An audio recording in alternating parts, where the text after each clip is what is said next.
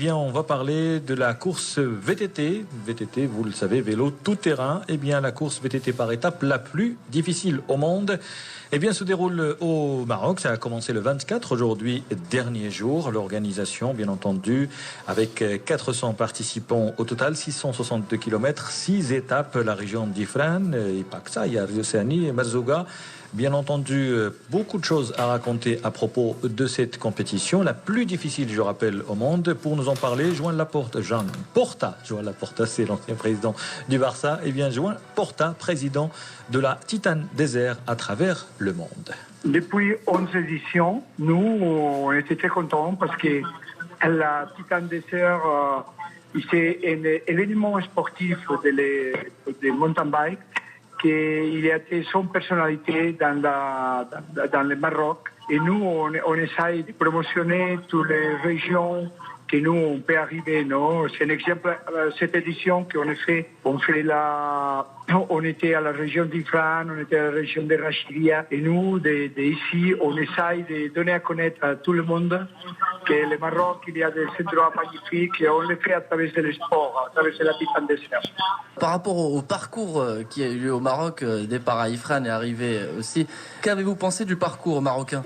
Le Maroc, il y a toutes les conditions pour faire des événements de cette type. Tout le monde, il aimait beaucoup venir après la Titane, mais le plus important, je pense qu'après, il s'aimait de venir ici pour faire le tourisme avec la famille. Non? Parce que nous, on les donne à connaître un côté de Maroc qu'il est dans certains endroits, il est inconnu. Hein?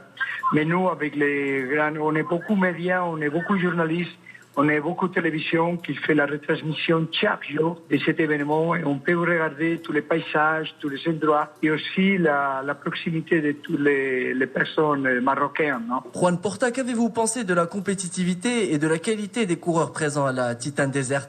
Chaque année plus, on est beaucoup de participation de beaucoup de pays. Dans cette édition, on est 24 pays représentés. Et nous sommes très contents aussi que la participation des sportifs marocains, il monte chaque fois plus. Non?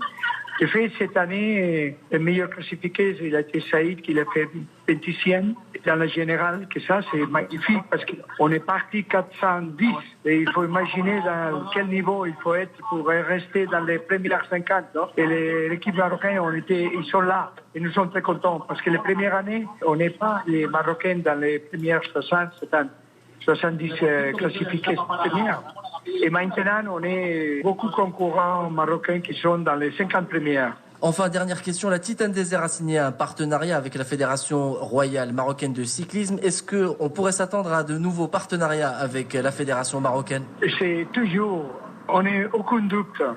Nous, on fait des événements pour tout le monde, de beaucoup de spécialités différentes. Et tout ça, nous, on fait des accords avec les fédérations. Parce que nous sommes convaincus que c'est avec les fédérations qu'il faut partager le développement de sport dans de différents pays. Et le Maroc, ce n'est pas une exception. Non?